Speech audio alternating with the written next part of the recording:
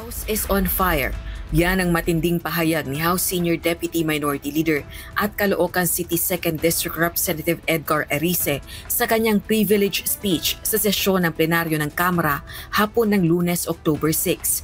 Isinisisi ng kongresista sa 19th Congress ang mga katiwaliang ibinabato ngayon sa dalawang kapulungan ng Kongreso bunsod ng insertion sa national budgets na nagpondo umano sa mga maanumalyang proyektong infrastruktura kabilang na ang mga para sa kontrabaha.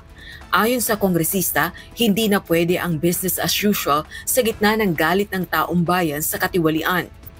Nasusunog po ang ating bahay. This house is on fire. Mga kasama, linisin natin ang ating hanay. Magpatupad tayo ng mga matinding reforma. The 19th Congress practically stole the President's budget. At hindi ko maisip kung paano nangyari na tatlong sunod-sunod na taon under the noses of the DBCC. Sa mga susunod na araw, linggo, buwan, mas marami pang baho at kasuklam na pangyayari ang lalabas. Kabilang sa mga reformang pinaniniwalaan nitong magpapahupa sa galit at magbabalik ng tiwala ng publiko ay ang pagpapasa ng mga panukalang batas na magbibigay ng ngipin sa Independent Commission for Infrastructure o ICI. Ito ang third party na inatasan ni Pangulong Ferdinand Marcos Jr. na magsagawa ng investigasyon sa mga maanumalyang flood control projects.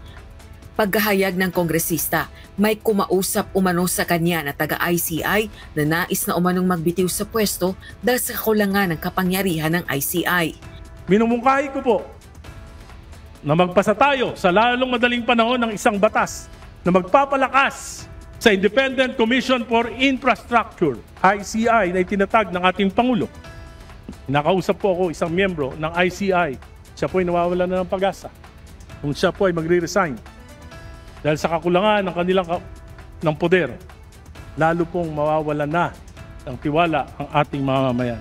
Sabi niya po that without contempt powers, we might as well just task the NBI and the Ombudsman to do the investigation.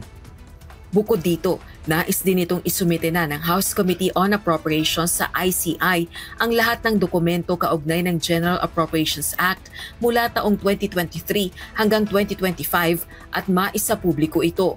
Nananawagan din ito sa Senado ng full transparency sa bicameral reallocations.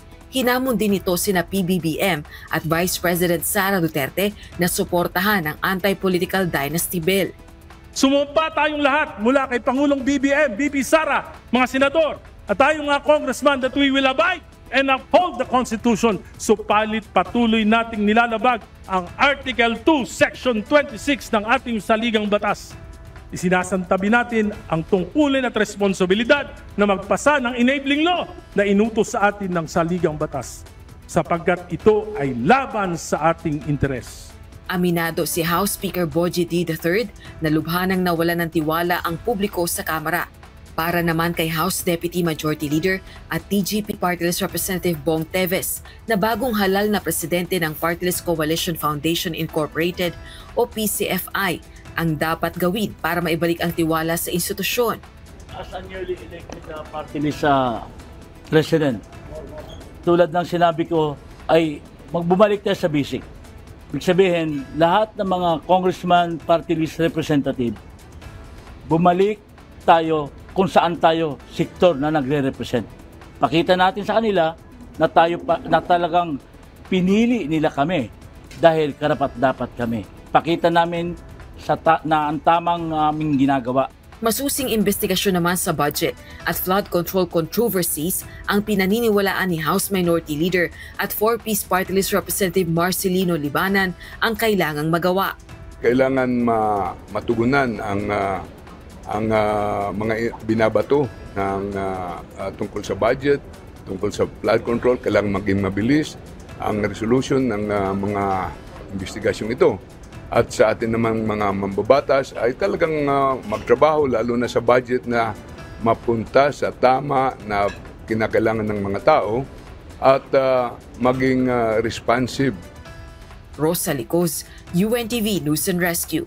Diyos ang aming sandigan, serbisyo publiko ang aming pinahahalagahan.